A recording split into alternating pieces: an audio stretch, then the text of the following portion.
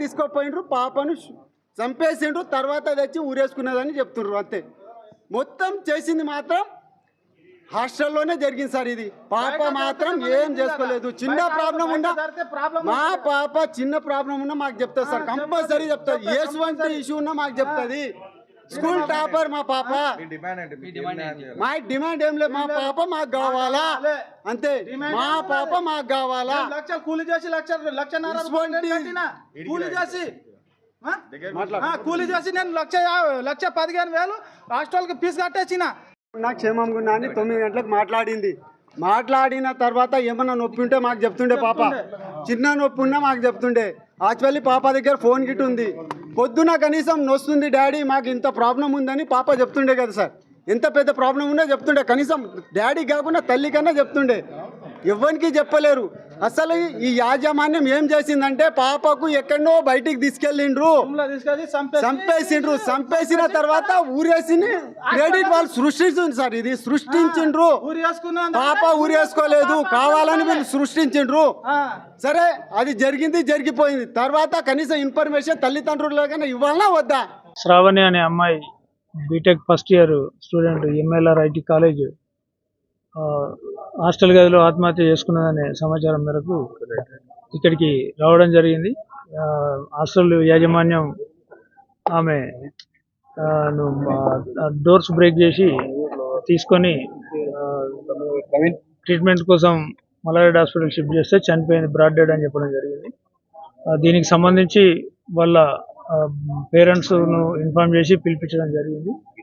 వాళ్ళను ఇంకా దరఖాస్తు ఇవ్వమని చెప్పాము. ఇంకా వాళ్ళు దరఖాస్తు ఇవ్వకుండా మాకు అనుమానాలు చెప్తున్నారు. ఏ అనుమానాలైనా కూడా దరఖాస్తు ఇస్తే దర్యాప్తులో క్లియర్ చేయడం జరుగుతుంది. వాళ్ళు ఎవరైనా నిందితులు ఉన్నట్లయితే దానికి సంబంధించి ఆమె చనిపోవడానికి కారణమైన వాళ్ళు ఎవరైనా సరే చట్ట ప్రకారం శిక్షించడం జరుగుతుందని చెప్పడం. మల్లారెడ్డి హాస్పిటల్ ఇక్కడ వాళ్ళకు ట్రీట్మెంట్ ఫెసిలిటీస్ లేవని మల్లారెడ్డి హాస్పిటల్ తీసుకెళ్ళాలని చెప్తున్నారు.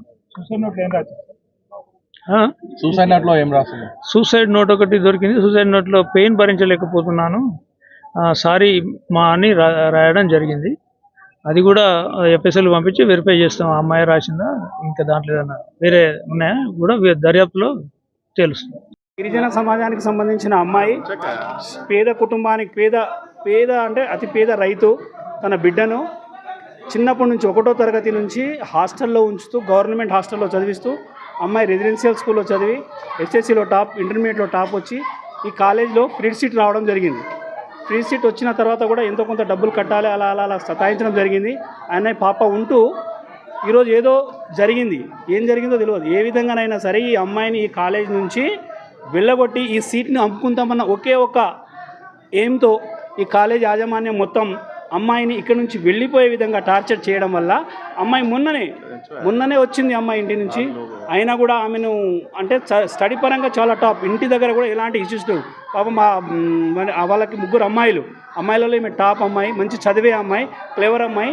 ఈ క్లెవర్ అమ్మాయిని కాలేజ్ నుంచి ఏ విధంగానే ఎల్లగొట్టాలన్న ఒకే ఒక కాన్సెప్ట్ తోటి, అంటే బీదవాళ్ళు చదువుకోవడానికి అవకాశం లేదు, మీకు అర్హత లేదన్న ఒక కోణంలో అమ్మాయి సూసైడ్ చేసుకుంది. అంటే వీళ్ళు చెప్పే రీజన్ ఏం లేదు. పేరెంట్స్ అంతవరకన్నా కనీసం అక్కడ ఉంచి లోకల్లో ఉన్నటువంటి వాళ్ళని పిలిచి వాళ్ళు చూయించి అమ్మాయిని తీసుకెళ్ళలేదు హాస్పిటల్కి. ఆ రీజన్ చెప్పలేదు, ఏం చెప్పలేదు. మేము వచ్చి ఇంతసేపు అయినా ఏమో అరుస్తున్నా కూడా ఎవరు పట్టించుకోవడం లేదు, యాజమాన్యం లేదు ఇక్కడ. అమ్మాయికి ఏమైందో కూడా తెలియదు. ఏం చిన్న రీజన్, కడుపు నొప్పి వచ్చిందని చనిపోయిందంట అమ్మాయి, సూసైడ్ చేసుకుందంట. కడుపు నొప్పి వస్తే ఎక్కడనన్నా అమ్మాయి సూసైడ్ చేసుకుంటారు ఎవరైనా సరే. మనం జనరల్గా ఆలోచించినప్పుడు సూసైడ్ చేసుకోవడానికి కడుపు నొప్పి అనేటువంటిది పెద్ద ఇష్యూ కాదు. ఇలాంటి విషయాలను దాపెట్టేసి ఇప్పుడు ఇక్కడ మాకు ఇలాంటి అంటే ఏం చూపించడం లేదు. మేము సీసీ ఫుటేజ్ చూపించండి అంటున్నాం, హాస్టల్ చూపించండి అంటున్నాం. యజమాన్యాన్ని రండి, మాకు ఏమైంది, ఏం జరిగింది, పాప ఏం అసలు మీతో మాట్లాడింది, ఏం మాట్లాడింది అనేటువంటి జరిగినటువంటి మార్నింగ్ నుంచి వాళ్ళ ఫ్రెండ్స్, క్లాస్మేట్స్, రూమ్మేట్స్ ఉంటారు. ఆ రూమ్ మా పాప మంచిగా చదివినందుకే ఇంతవరకు వచ్చింది.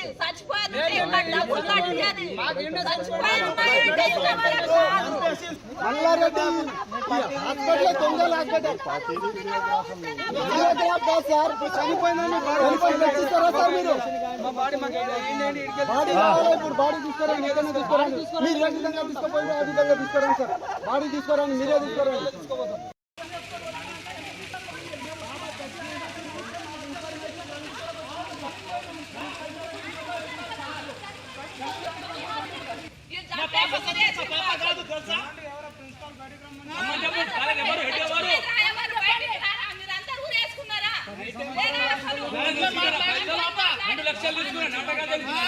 పైసలు తీసుకొని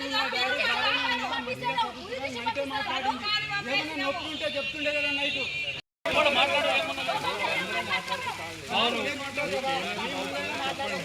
మాట్లాడదాం